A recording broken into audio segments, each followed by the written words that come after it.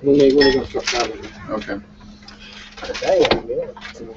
Oh, hello. Good morning, everyone. This is the Sunday school lesson here, and we're talking about when tragedy hits home, and it's found in Ezekiel chapter 20. If you're following along in your Bibles this morning. And now, as I was saying earlier,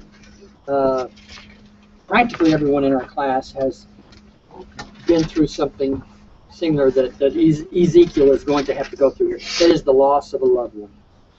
And there's, I guess, nothing more sad than a believer in Jesus Christ when they lose someone that is close to them.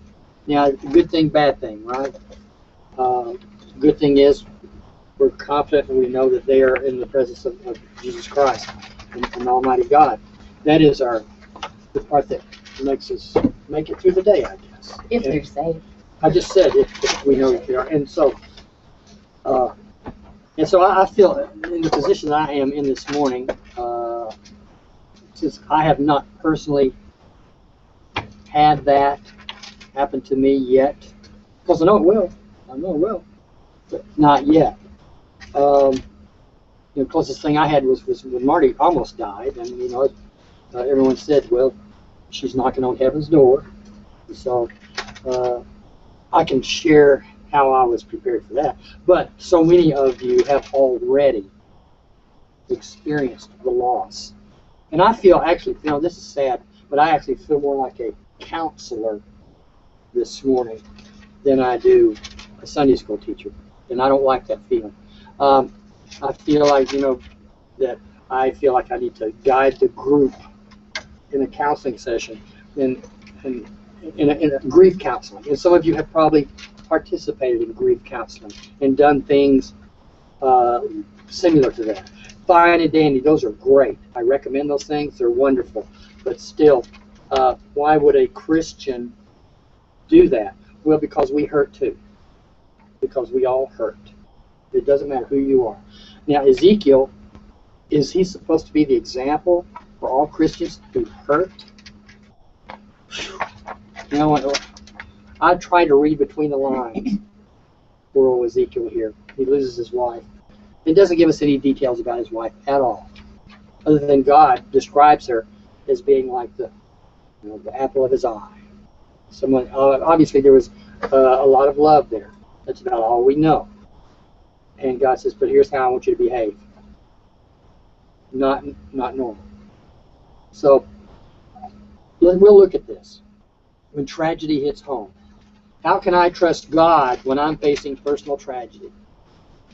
Now that's from a saved person's point of view. A lost person may not even think about God, or they might. What do you think?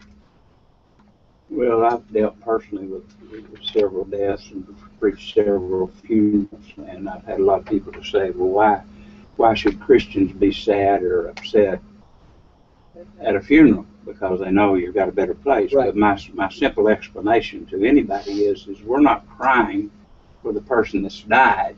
We're crying for the people that's left, how we've got to deal with this situation. And I found out in grief counseling, it goes through several stages, Yes. and even gets to the place, I've had women and men too, to come to the place that they would grieve so bad that they would almost be mad at the person that died or be mad at God. And you may think I'm telling you a big one here, but I've dealt with people like Sure. that. And so grief and those things do exist for us that's just left behind. We're not sad my dad's up there. But we're going to have to stay in this old world with the sadness that's here. Right.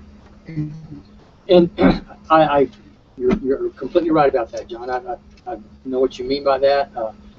At the same time, have any of you attended funerals for someone that you felt pretty confident they were not saved? We have. Your family member. Well, I was. I don't know if I have to share this on TV because I don't know. Yeah, don't say his name. Well, probably shouldn't, but I was, I witnessed a a relative, and I was at his bedside when he passed away, and that was pretty common. Bad. I've preached a few funerals like that, and it's at that point you just try to comfort the family and hope that somebody out there, because this person's already made his decision. I feel bad for the usually ministers. They get called in, and then I know they have to do a little background information on the person, and I've seen them stand up there and like just ramble, like, well, they were great, they were funny, they did all these great, they ramble, and I can tell they don't know what to say. But it's very difficult for them, I'm sure. But I had a preacher friend that his name's Quentin Milliken, and his childhood friend called him to his house, and he said, "When you're a preacher, I want you to preach my funeral." And he says, I don't believe in God and all that. And Quentin says, "Well, what do you want me to say at your funeral?" And he said, "Just don't get up there and tell any damn lies," And then he preached the funeral and done a pretty good job, but he didn't tell any lies. Okay, let's look at this first part. Listen for God's guidance. Ezekiel 24:15 through 18 says, "Then the word of the Lord came to me," and this is Ezekiel talking here, okay? And keep in mind, this is at the time of the Babylonian occupation of the empire, and they are conquering most of the Middle East at that time. So keep that in mind. It's you can kind of relate it as to what's going on now with the invasions going on now and conquering taking place. Then the word of the Lord came to me, "Son of man, I'm about to take the delight of your eyes away from you with a fatal blow." Here's what he's telling me: his wife is going to die with a fatal blow. Okay, and I'm wondering what is going on here. I don't know. She's going to get. Who knows? I don't know why. Maybe she fell. But the first thing I thought of was attacked and killed. But I don't know. But you must not lament over or weep or let your tears flow. Tough, isn't it? It's like, first of all, your wife's going to die. But don't weep over it. I don't want you to.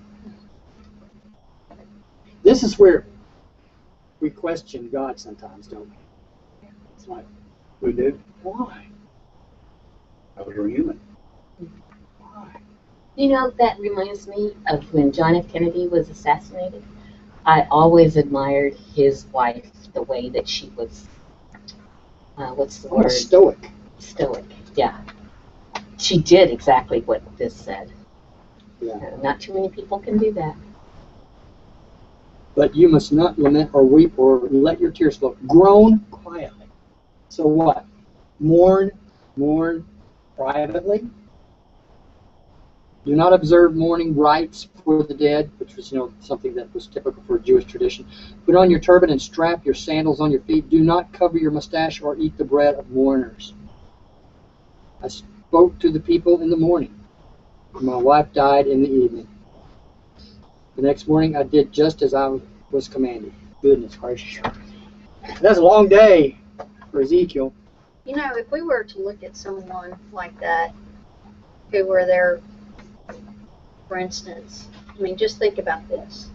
If you were to see somebody that that their wife died and they didn't cry and they didn't do anything, you'd wonder if there was some kind of, malice or something where they had killed that person. You were like, they don't have any feelings at all. You would think that maybe That's a good point. they have, that's what we think, they're Absolutely. mentally unstable. Yeah, you would be suspicious.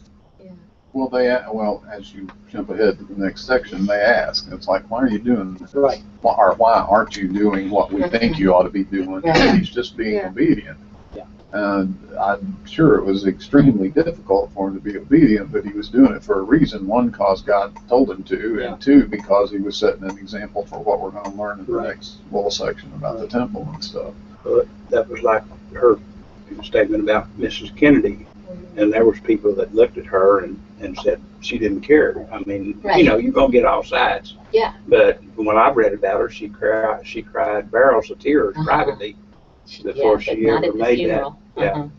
And was amazing. that may be what he's talking Put it about, to together. do it privately and outwardly to, Yeah. when people can see you try to put on, That's what it which says. might be a little hypocritical, but Those it's people in the country better was looking than. at her. Well, he's also the most powerful man in the world.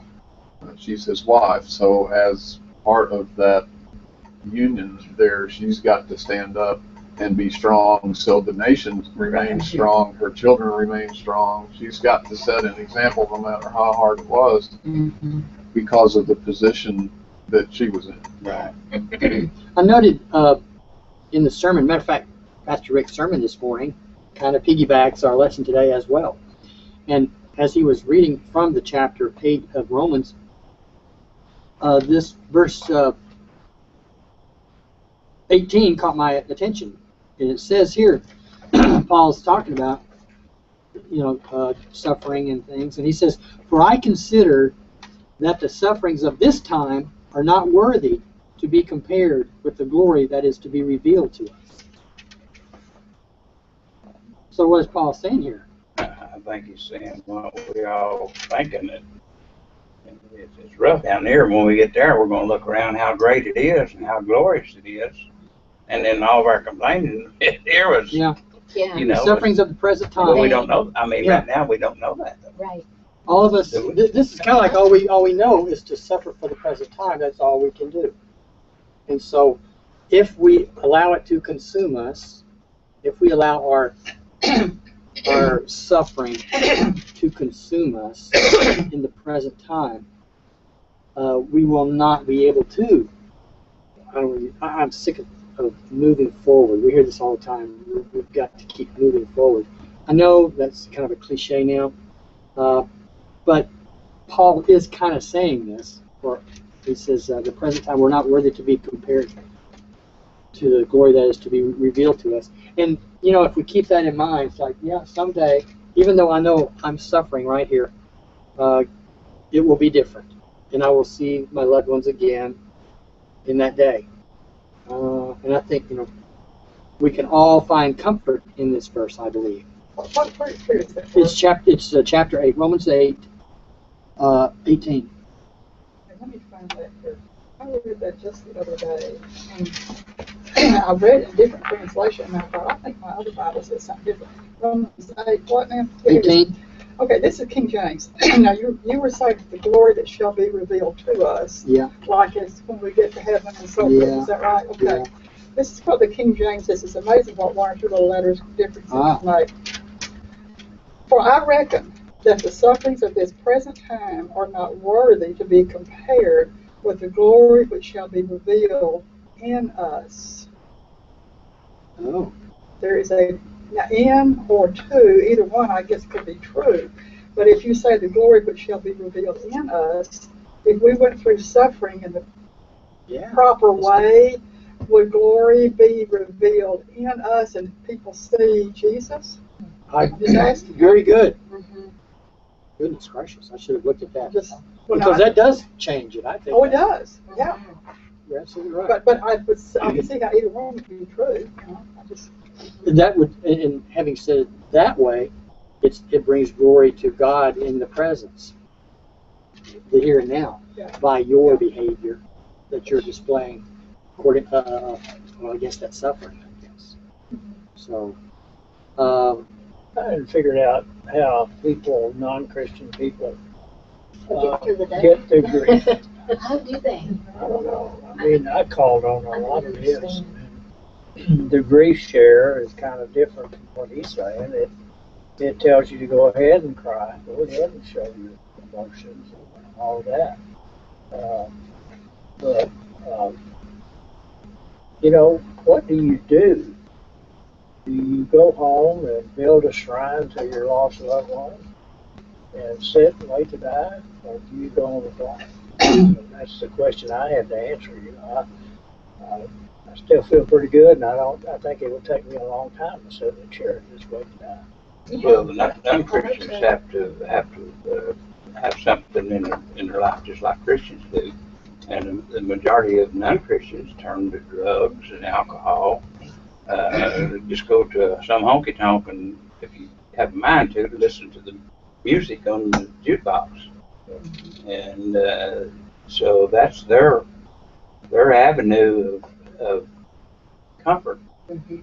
Where, you know, I've been through a lot, but I've never went to a honky tonk, or I've never, don't even listen to country music occasionally, but you know, my soul is in the Lord. And this dear lady here has been through a lot, and I've heard her testimony, and it's encouraging to how she has stood up from the loss of her husband. It's been encouragement to me. 1 Thessalonians 4, 13 keeps coming to mind, where Paul tells those people, "But I would not have you to be ignorant, brethren, concerning them which are asleep, that ye sorrow not, even as others which have no hope." He doesn't say you shouldn't sorrow. You just don't sorrow like people who have no hope. Right. That's the problem. Mm-hmm. Yes. And so, I agree with Randy. I think a few good tears is good. Well, tears are cleansing, Mhm. and once in a while, But you Ezekiel can't is help going. it. Right? He's Even moaning in then. private. I do. Right. Even- But I even don't, again, I Ezekiel's don't think moaning in that private. it's not normal. God's asking him to do something extraordinary here, and Yes. just Yeah. obey me, Yeah. and I'll get you through this. And this is why I want you to do it. This is for a And he's larger not purpose, telling right? all of us that we can't grieve heavens, publicly. Right. He's just saying, this is what you've got to do here, Right. because I've commanded you to Because do I said this. so. Yeah. Well, people were looking at Ezekiel and the way he showed his grief could be an encouragement to the people around him, the ones he was trying to minister to. Whereas Well, we, Well, they were already in exile, so things weren't particularly good to begin with. So this is just one huge thing added to that. Well, I think that would have list. shown a weakness to the people that he was talking to if he had just watered in that. And, That's what God was telling Joe, you. I think we have two choices when troubles come. We can either pull off the side of the road and sit there with those troubles the rest of our life, or we can look on down the road. And as Christians, we've got a promise out yonder. I get a little whatever that I don't. I'd like a little more money, or I'd like a little more of this, you know. But my promise, as we've talked about, is out there. When I get to that place and I look back at the times I wanted to go to a ball game or wanted to do something, didn't have the money. When I get there, I'm gonna look back and laugh and say, "You dummy!" You know, it's look what you've got here. Look at this. This is and so you can either pull off the road and stay with your troubles, or you can look on Go forward. down the road, and there might be some good things between here and heaven, even Right. that are blessings to us. We may still have some real good things happen to us. So that's to me, that's the hope. I had a family member pass away, and one of their daughters was totally lost, I believe, but messed up on drugs. She was just rip-roaring, you know, spectacle, and it really, really made me angry. And it was all for her to get attention. Sure. And you know, I think that to me it's a testament that she doesn't know any. You know, it was just about her, Mhm. and the entire family was so livid because of how she acted. And so I think when we have to sit and, you know, the older I get, you just sit back, be still, be quiet, and listen and watch. And, you know, I was really angry. I wanted to just wring her neck, honestly, go back in the back and, you know, she was lost. But I had to pray for her because, I mean, I still think that she's totally lost. But you can see, I mean, you know, all Christians mourn the loss of a family member. I lost my father. But I have that hope. I mean, I'm going to see him. And I think we all have dreams too about, you know, seeing him. I've had numerous dreams about seeing my father again. And it's a joy that you can't explain. So But it's, I hope one day I'm like, Randy, I know that I'm gonna probably experience it. And it doesn't scare me. I'm just hoping that I'm being prepared enough for it. You know what I mean? I don't know if it's just God's trying to test you, I don't think you're ever prepared. Right. Even though you're waiting for it to happen, you know it's going to happen. Yeah. You're still not prepared. Right. To me, being But, prepared is being close enough to Jesus that you're holding his hand. Hold on to Hold on. Yeah. You know, and I don't know if my brother Terry and BI are watching, I don't know, but if they were here, theirs is a different situation altogether. They lost a child. Did they? And that, I don't know if that's who Brother Rick was talking about in his sermon or not. You think it was? I don't know for sure, because it sure sounded like it. Because I know it sounded the same scenario. Yeah. And I don't know, they were extremely close and loving family. And that's different, isn't it? I can't There's probably, Like you should not lose your children. that's a whole different scenario with it. Because any parent would tell you, I'm pretty sure, I feel confident, any parent would say, there's nothing worse than that. Because you want to go before your child. And so if they were here, I'd just feel, probably good. I don't know. When I preach a funeral, I always say these things at the funeral, because at that moment everybody's brought food, everybody's there, and I tell people in the audience, I said, you're here now, but I said it's going to dwindle off. I said That's these right. people are going to need you 6 weeks from now, Yeah. 6 months from now, a year from now, and it's amazing how many people at a funeral will be there and God bless you and do anything, and then they'll just leave you alone. And I think it's good for us to remember that if somebody's lost someone, they need some encouragement. They need somebody to pat them on the back. It's real funny because the guy's brothers and sisters are all unsaved. But they still call me occasionally to see how I am, to make sure I'm okay. Even his brother from California calls me about every 3 or 4 months, just to And that's the Christian walk that we're supposed to do. It's I need to minister to you, brother. You've lost your dad. I need to minister to you. 6 months from now, I've already told you how sorry I am, but 6 months from now, I need to. That's the only thing. Well, the grief is real. It as y'all is. know. The pain is real, but the hope is there too. Yeah. And, I may be in the Sunday school class just for this particular purpose, because I've witnessed it here with other class members, and then like Randy said, everybody, you're going to go through it sooner or later.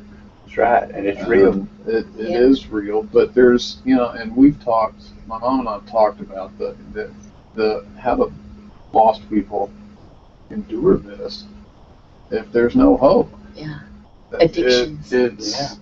What do they do? I mean, yes, the pain's there, the hurt is there, but the joy is there, knowing, okay, he's not suffering anymore. And, you hear people say that, but until you actually go through that, then you realize that, okay, and you also know that you've got a God that's stronger than any of this that you are clinging to, and he'll help you through it.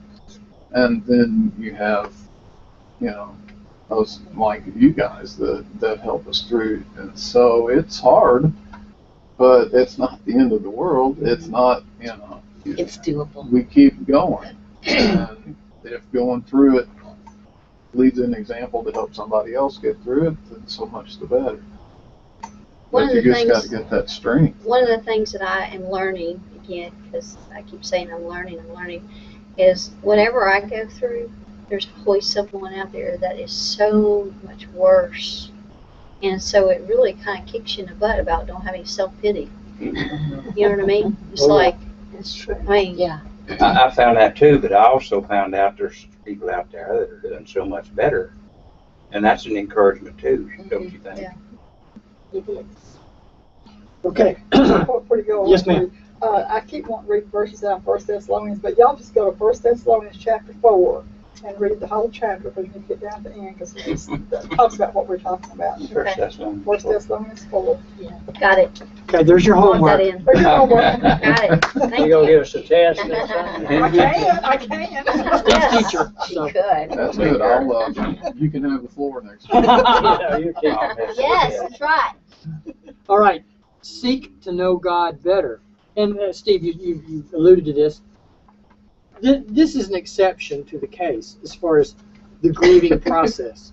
So yes, we have a person in the position of authority, Ezekiel, and he is in a position here to speak to the people of Israel, and he has been speaking to them, saying, you know, God is giving us direction here, and we are failing miserably, and he's giving them prophecy, and so it is a big deal. And so for the God decides that Ezekiel is going to have to behave in his mourning a little differently than what is normally done. And so yes, he tells Ezekiel, your behavior will be different. So it's an exception to the case for a greater good. And so we start to see this. Seek to know God better. Verses 19 through 21. It says, then the people asked me, and it's almost a repetitive of the verses I just read. He says, the people are asking me, and they're saying, won't you tell us what these things you are doing mean for us? What things? His reaction. Yeah, his behavior. Why aren't you mourning like a normal person would do? So I answered them, the word of the Lord came to me. Say to the house of Israel, this is what the Lord God says. I am about to desecrate my sanctuary, the pride of your power, the delight of your eyes, and the desire of your heart. Also, the sons and daughters you left behind will fall by the sword. Then you will do just as I have done. You will not cover your mustache or eat the bread of mourners. Your turbans will remain on your heads and your sandals on your feet. You will not lament or weep, but will waste away because of your sins and will groan to one another. Now, Ezekiel, I will be a sign for you. You will do everything that he has done. When this happens, you will know that I am the Lord, Yahweh. So he almost repeats what God told him. Right. How to But behave. is what we're reading in Ezekiel universal, or is it just for Ezekiel only? Because down the road, Jesus wept, and Jesus mourned his friend, and a lot of people mourned Jesus, and he didn't say don't mourn. Right. So I mean, I'm wondering if it was just for Ezekiel's benefit, or do you, I mean, I don't think it's a universal thing to you to tell everybody to be. Right. Oh, absolutely. I agree with you. Absolutely. I think, like I It's said, just I back think to this the is an Jews. exception to He's the talking case. to them and saying, okay, they had gotten, if you go back and read where Solomon dedicated the temple and he prayed, and he said, you know, Lord, listen, when all these people, when we've sinned and we've turned away from you, but we turn around and we look back to the temple, and we cast our eyes toward the temple, and we pray and ask for forgiveness, please forgive us. And I think they'd gotten to the point where the temple was more important than God. They were in exile, so they couldn't see the temple, but they knew the temple was over here. And so there were a few remnant there, I guess, but for the most part, everybody was in Babylon. And they turn and they would look, but they really hadn't put God back into it. They would just turn, and I think they were thinking more of the temple itself. And so God said, okay, I need to get the focus back There you go. on me instead of on this building that's over here, as great as it is. And even with, he said he would fill it with his presence, but he says, I'm about to tear this thing down. And he does. I mean, they come in and they pretty much destroy the whole thing. Right. And I think it's just, okay, here, I'm up here. Forget this thing over here, and let's get the focus back on here, because I'm the only one that can save you, and I'm the one that's in control enough to send you back there if I choose. And what I read of Ezekiel, he was probably one of the most hated of the prophets, because he was honest with them, and they didn't want to deal with honesty, and then his prophecy was dealing with things, hey, down the road here, you're going to have have this and this and this. And so I'm not for sure. Maybe God was dealing with him in a very special. Well, because, like you said, that he was disliked so much. Why? Because things were bad. And he was not giving them a lot of encouragement. All right. And when you look to someone that steps up in a leadership position, and we don't like to talk about politics too much here, do we? But when someone steps up as a leader, they always usually say, "Hey, things are going to get better." Right? Things are always going to get better if you follow me. Well, I think he was kind of saying to him what I saw was that, this is the example. This is the example that God gave me to give to you. Yeah. If you don't keep this example, you're going to do all those things he said. You're going to waste away to nothing and just sort of sit there. If you do that and look back to me, then you're going to have a chance to get better. Well, and he's prophesizing here, like you said, he's going to take away the temple because you're right. I think they were in such bad times, and this is human nature. We look back at the good old days to reminisce because it was better times. So the people would look back to the temple and go, boy, those were the good old days. You hear the old people talk about how great it was back then. The temple was flourishing, and we all worshipped, blah, blah, blah. And those were the good old days. And so now times are bad. They're looking back at the temple almost as an idol because they're looking back as those were the good days. And there's the focus I need to look at is that temple. And there it is because that makes me feel good about what things used to be. Yeah. And God's saying, hey, that's wrong. That's wrong. The good old days, the reason they're so good because the troubles follow us in each step of our life. I think the good old days when I was a boy, I've been to campgrounds that have better facilities and better conditions than the way we lived when I was a kid, and I say, that's a good old day. Yeah. I mean, you're sick and you get up in the middle of the night and get a candle or a lantern to go out to that, is. I know. But we still have that but mindset. don't you think that the reason we do look back so fondly on things past is because troubles just come along with us. They just, every step we go, they're there. They don't stop. We can't outrun them. We can't get away from them. Yeah. What we don't do, we don't stop to see that along the troubles are just mixed in with all the good. Yeah, that's right. But those are the only Right. ones we remember. That's true. Yeah, that's true. a good point. We don't remember the good We gotta things. stop and smell the roses and smell the flowers, when we can, to remember how good we have it. Live in the moment. But I'm Why sorry. were go these ahead. people sent into exile? Did what? Why were these Oh. Israelis sent into exile? It wasn't for being good guys. That's right. Yeah. They, I But talk see, about this. when we look around, when I was a kid, preachers spoke differently than today. Yeah. If you just look around at, if you'll do an interesting study, is read through the Bible on how God used the weather. It didn't rain for 3.5 years one time. Why would you be paying for groceries if you could find them if it hadn't rained for the last 3.5 years? Right. So we go out to the food basket of the world in California, and what do they have out there? A lot of dust. So now I noticed in Arkansas, you've got this pig virus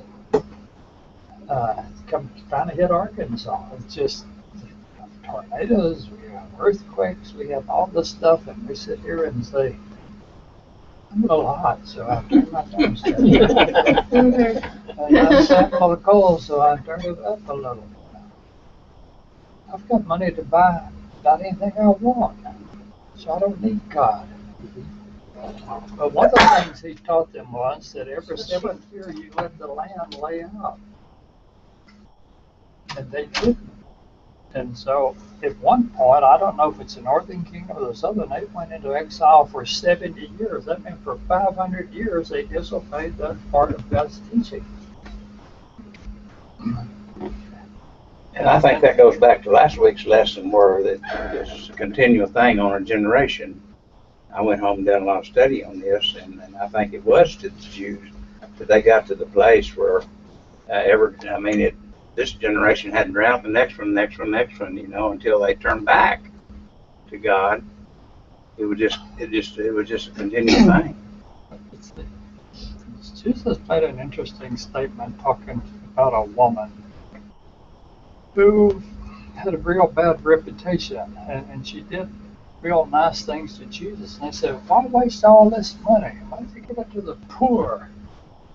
He makes this interesting statement. He who is forgiven much loves much. Now think about this. So how much I love God is how much I realize He's forgiven me. If I take everything on my own, I'll be God. But I grew up on a farm. If it didn't rain, you didn't eat. If it rained the wrong time, you didn't eat. I remember on the spring, we had to live off strawberries in the springtime and cotton in the fall time, and there was a hail went through there that beat the bark off the side of the trees. I mean, the leaves had to come out the second time. We walked through the strawberry patch, and all the strawberry plants is in what's called the middle. You have to be out there. And so you think about, why did that happen? Talk about being dumb as a goose. Well, I remember those geese standing out there 20 feet outside the hallway of that barn, and that hail as big as golf balls. There was 8 inches of hail on the ground when it finally stopped. That's how bad it was. And those stupid geese they could have walked in the barn. Double doors were open. But we never stopped to think, God is in control of all of this. Yeah. Think of it this way. How many of you think your car is going to start when you leave here to go back home? Every one of us do. If you didn't believe it was, you'd trip in another car. It's embarrassing to have a dead battery at church, right? Or Walmart. So we have more faith in a car battery than we do in God. You go drive down Military Road. When you get to Alcoa and the light's green on Military, do you believe it's going to be red on Alcoa? If you didn't, you'd stop and look. I don't believe it. And so, Well, I think you quit preaching and started crying. You're making me feel guilty that I don't have more faith. God is punishing us. Suck it up and get with it and enjoy life here. There you go. Now you said it right there, because you're right. It's Jewish history, as we know it, is a roller coaster. I call it like a sine wave, because they get close to God, and they get self-sufficient or satisfied with the way things are, and they start drifting away from God, right? And then they go into captivity. They've done this throughout their history. They go into captivity, then they moan and groan, and they look for someone, and He sends them someone. In this case, in this time frame, it's Ezekiel, to say, okay, here's what you need to do, and so they will eventually get close to God, and we know that their history. They end up coming out of it don't happen overnight. No. I'm not for sure, but in Josiah, the 8-year-old king, and he the one that finds the book and stuff in the back of the. And he said, "Here's your problem. You've hid the book back here." I mean, I you know, it all runs together in my mind. But help me here. But that's probably several generations from where we're at now. Is that right? Yeah. Well, you had Manasseh was the really bad guy, right? Which was like 2 generations or 3 down from Solomon, and then I don't remember what Manasseh's son was that took over for a couple of years or something. But then Josiah was 8th. Now he actually had like the priest Hilkiah, I think was his name, but they found that and they got it back. We've talked about the sins of the fathers and stuff that, you know, for 3 generations, definitely. And Manasseh was as evil as they came, and he reigned for 52 years. Yeah. And then, you know. So they're even as he's prophesying here in our lesson today, it's still going to be years before they really. Mm-hmm. Right. Well, the sins of Manasseh, and we talked about this back the very first lesson on Ezekiel, I think, were the ones that, you know, remember when he had the vision of all the desecration of the temple and the creepy crawly things on the walls and all of that other stuff was the actual activity that was going on when Manasseh was king, and he brought in all the different idols and they worshipped everything. that's where, and we talked about they desecrated the temple. Well, and God was going to destroy it. Well, they weren't using the temple for the right reason anyway. But yeah, there's like 2 or 3 more generations after Josiah, and then we get to this. But this was, Josiah brought them back, which may have kept them from exile for a couple of generations or a couple of kings anyway, and then they went right back to it again because we were down on that down cycle that Randy's talking about, where they get self-sufficient, Right. they turn away from God, and finally he said, okay, that's enough. You're going to Well, go. even in America, remember after 9/11, there was like a resurgence of people going to church and worshiping God. Right, But it which only was lasted great, a but how little long did it while. last? Yeah, it lasted Yeah. a little while. Yeah. But if we say it only lasted 2 or 3 weeks, as that's what I've heard, if it only lasted 2 or 3 weeks, is it because when they got to church, they did not hear or see anything much different than they saw out in the world? Yes. Yeah, I was just thinking, I went down the hall a while ago. You don't think so? I think, are we getting ready, or is it preparing for 11 o'clock rock concert or church? Well, I didn't run It's that by hard to again, tell. didn't I? Was When I went down to the hall, to the bathroom, I couldn't decide if the choir was getting ready for a rock concert or church. Oh. It was so loud and hooping and hollering and going on. And I look at, sometimes I'll see Joel Osteen, and I wonder who the people are worshiping that are packed in his big arena.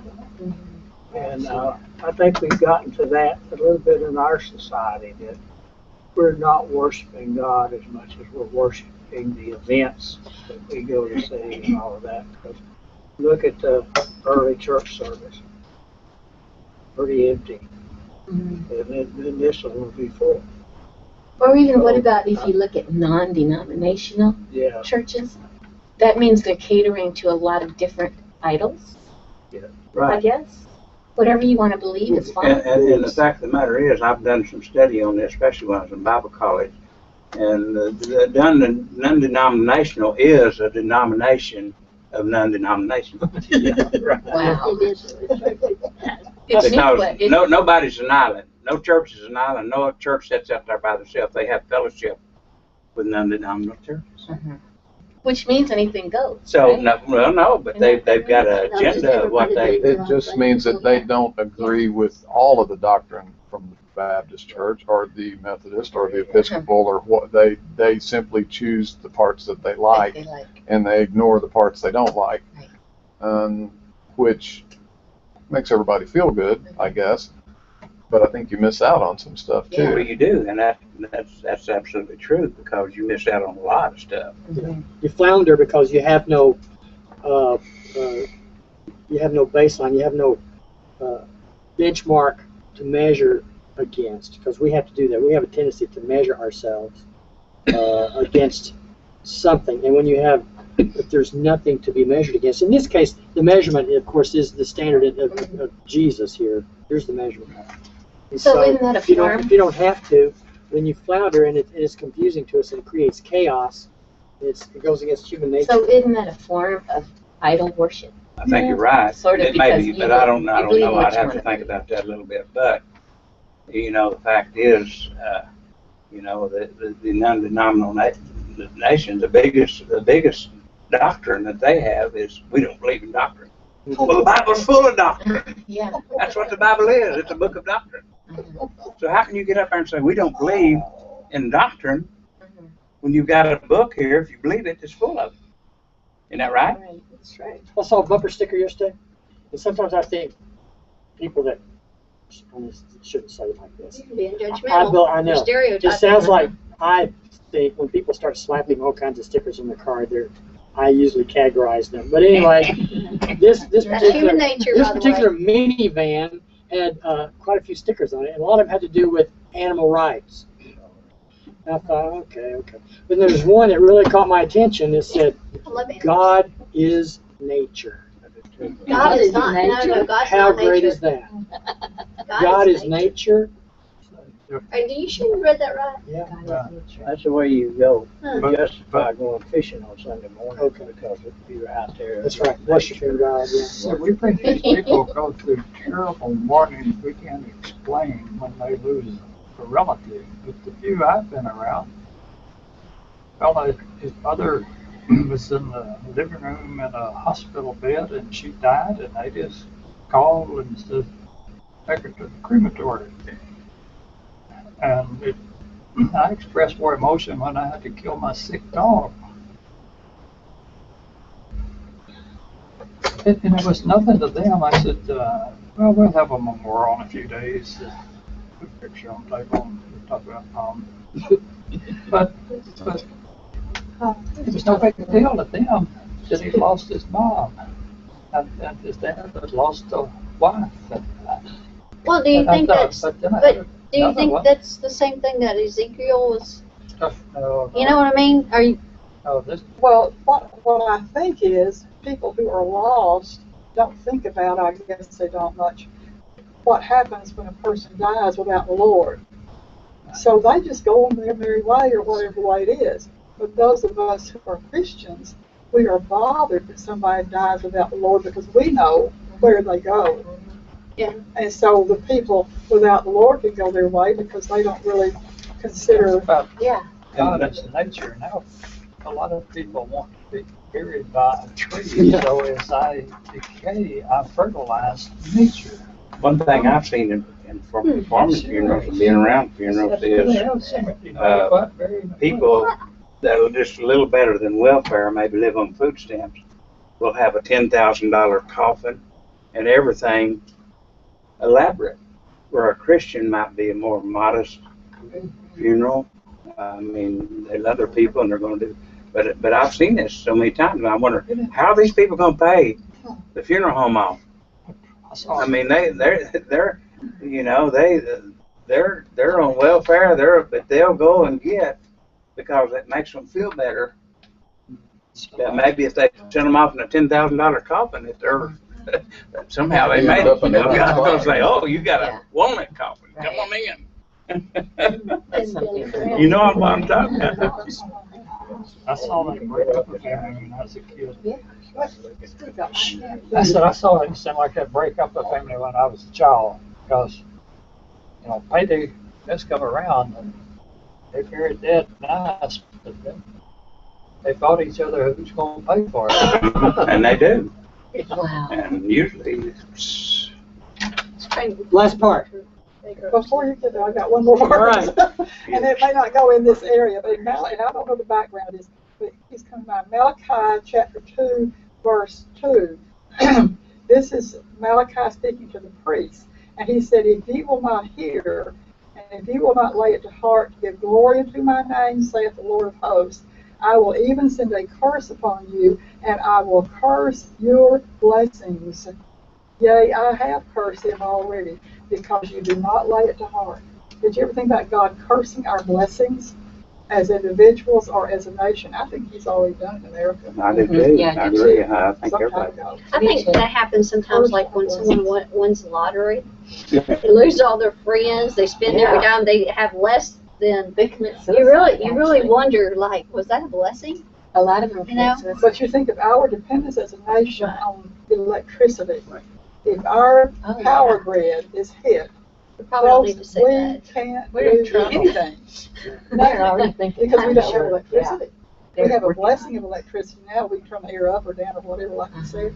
We won't have any air. Yep. Our power grid, It will be bad. curse our blessing. Well, one of the It'd be things back that to the good old days when we didn't have. Yeah, You yeah. You know, Except you they had don't- the attic fan Yeah, I on. guess they weren't that good, were they? We had A lot of times attic we fan had window. a Turn the fan. Yeah, well, yeah, you got funeral home fans. Yeah. They always give you a fan, and so Yeah, and the wasp was flying around the whole church service. I was And the telling, phones weren't going off either. my son, I was talking to my son, and I said, you know, all of this stuff that's going on in the Middle East, you know, it's all about oil. And he's like, what? How do you know that? I said, baby, just pick up the Bible. I mean, I was really getting really angry because, you know, he's like, you know, and he was like, where'd you hear that? I said, honey, it's all It's about all the about oil. You know, these ISIS or whatever is trying to get a hold of that, what, 75% of the This lesson oil. brought a lot back to me. I hadn't preached a funeral in probably 8 or 9 years now, but I should write a book about it. It's amazing the things that happen at the service. I've seen people put whiskey in the coffin. What? I've seen people put cigarettes in the coffin. Really? I've seen people put bags of jewelry in the coffin. Okay, I don't know why. I'm just, but I mean, I've seen it. That's strange. I've seen people actually put cartons of cigarettes in their dad's coffin. That's what killed them anyway. Bet they've never made it to the cemetery. You know what? That sure wasn't me that got it. The best story I ever heard on the funeral is that this minister said, when I left the cemetery, he asked if he could ride back in the hearse. He said, yeah, I'll drop you off at your church. He said, there's leaving. He said, see if I go tombstone over there. He said, I buried $1 million ring in that place. He said, what's the story? And he said, old lady said, kids ain't gonna get anything out of me. They're fighting, trying to get it now. So she went and bought $1 million ring. And they buried that thing.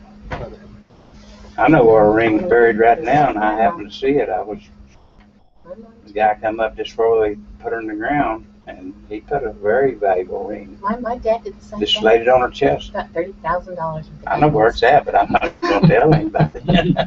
Yeah, you know, when my mom died, she was saved. We found out, like, at her visitation. Well, her Japanese sister put some Buddhist thing in her coffin, and when she wasn't looking, I took it out.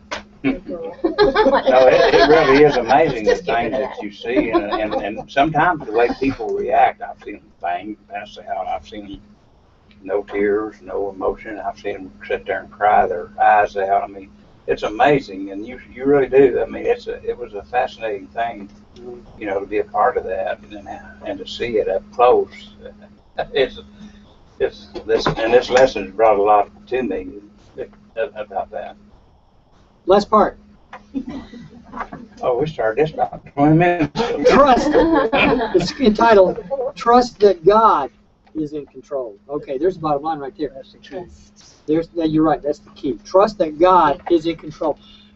Whether we are mourning as Christians for the loss of a loved one, or even a lost person, if they're mourning, it doesn't matter. God is in control, and when God is in control, that doesn't mean it goes in your favor. Sure doesn't. Okay?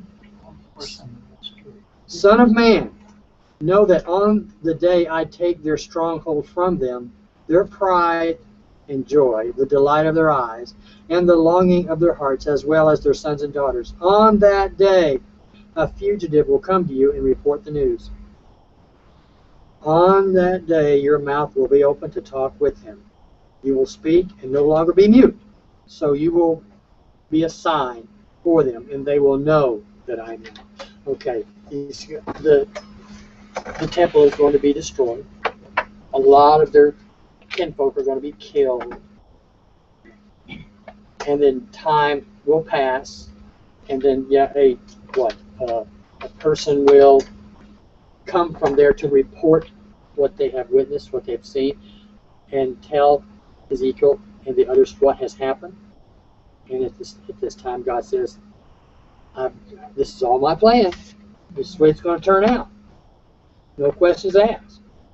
This is the way it's going to be. And that's why Ezekiel had to stay strong. Strong and do what God told him to do. Don't talk about it. Don't express any mourning in public. Keep it to yourself. Be stiff-necked, stiff-jawed, all those things, upright, and everybody's going to go, boy, I don't see how he can do that. He is quite the man. You know, his wife died unexpectedly, and he never showed any emotion. Well, he knew that she was going to die. He was expecting. Yep. I'm sure he just didn't know when. Right. But it would surprise everyone else. Sure, yeah. But anyway. Yeah. Quite the ordeal. And as human beings, when we look at this, we go, why would any God do that to a person? If God is so loving and kind and all the great things that we say he is, why would he put someone through that? I have one question. Do you think people really fear God? Some few do. Do you mean the unsaved? I think it comes and goes. I mean, even Christians, I mean, Comes and goes. I think the unsaved. Well, here do we not are feel sitting God. thousands of years past Ezekiel, and Israel is still very much what we talked about this morning. The Muslims, their number one aim is to do away with the Jews. That's what they want more than anything in the world. Always know- has been. you know when people fear God? When there's a tornado or a hurricane Something or bad happens. something, when nature happens Uh-huh. and there's such devastation, people say, oh my, God, allowed this to happen or God did this, whichever. But to me, it's if you don't have a reverent fear of the Lord, you will one day. See, that was the point of all this anyway, down in verse 27. In that day shall thy mouth be open to him which is escaped, talking to Ezekiel, and the guy coming with the news, and thou shalt speak and be no more dumb or speechless. And thou shalt be a sign unto them, and they shall know that I am the Lord. That's That exactly was the right. point That's of the whole exactly right. thing, because they would know that God was And a God. lot of people lost a lot of lives, and a lot of tragic things happened for the glory of God, for Him to make a point. And we look, and outsiders, when I say outsiders, non-Christians will look at this whole incident and go, how can any God do that? Because they don't understand. But then he had warned them over and over and over and over again, and they just hadn't responded. Warnings are not. So, What? Who wants, coming from a worldly position here, who wants to worship a God that is like that? Hey, if my son was showing me, well, he didn't show me because he said, Mom, you can't watch this, but about the ISIS people coming in and absolutely, I mean, they assassinate all these people right there, and they're Yeah. showing that on TV. I mean, they want them to fear, and Yeah. I'm like, why? Why are they? I mean, I wouldn't let anybody want to see that, but kids, everybody. So they're like, oh, that's just over there. It doesn't affect us. Ah. You see what I'm saying? You know, So we've grown look at the people around Hitler. I mean, desensitized. That's right. they got tired. They give out killing people. I mean, they literally just give out. They just could kill so many. They were tired. How could that happen? But it has. It's happened. Maybe not in our generation, but at the beginning of our generation, at least mine, of all the mass murder. There was probably 100 million people killed during World War II. Wow. We're going to be signing off here. Thanks for tuning in, and tune in next week when it'll be when pride turns to greed, and Steve will be leading us in that lesson. So, thanks again. Have a good day. Goodbye.